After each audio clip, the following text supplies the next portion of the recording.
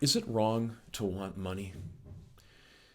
You may be well aware that there are places in our world where poverty is the dominant thought, that people are working very hard to survive, and it can be an act of love on the part of those who have money to be able to support and help. There are those who have money and who have the ability to earn more money and whose life's goal it is to get for themselves a secure future.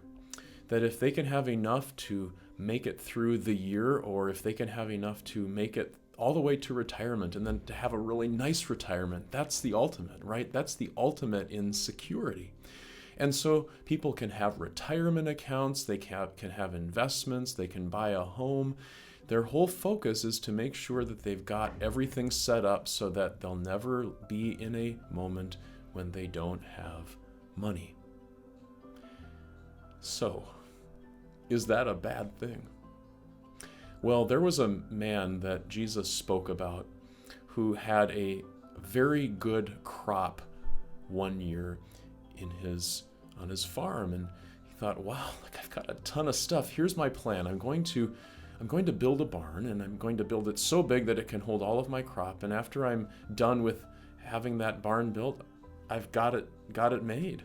I'm set. I don't have to work anymore. I'll just be able to eat and drink and be happy. The Lord comes to that man and says, this very night you are going to die. It's like, whoa. How quickly we can lose everything. And then Jesus said this. This is how it will be with anyone who stores up things for himself, but is not rich toward God.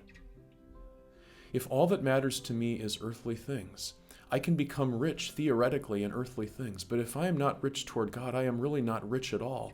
I can lose it all in a moment, not just 80% of it. I can lose 100% of it in a moment. I mean, doesn't that reveal the lie of love for money? Never can money ultimately bring me protection from whatever might come. I can't keep myself from dying. Well, if that's the case, then what should I be focusing on? I should be focusing on something that will address that real problem. Not the problem of whether interest rates will go up and down or whether inflation will go up and down. That's not the big problem. The big problem is, what happens when I die? The miracle of God's grace is that there is something that can make us rich for that. It's recognizing that by my own power and by my own work, I would only succeed in making God my enemy. In fact, that's what I've done by nature. Because we haven't obeyed God as we ought. We've loved earthly things more than God. We've worried about earthly things. The miracle is that Jesus cared about you and me.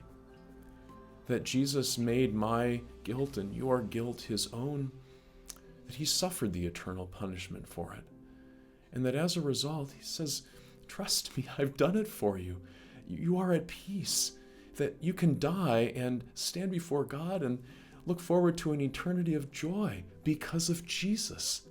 Now that is a rich man. That is someone for whom, well, there will be no problem that can ever get in the way of perfect peace forever.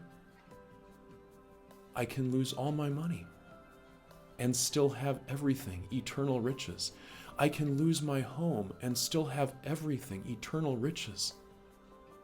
I can lose my retirement account and still have everything, eternal riches.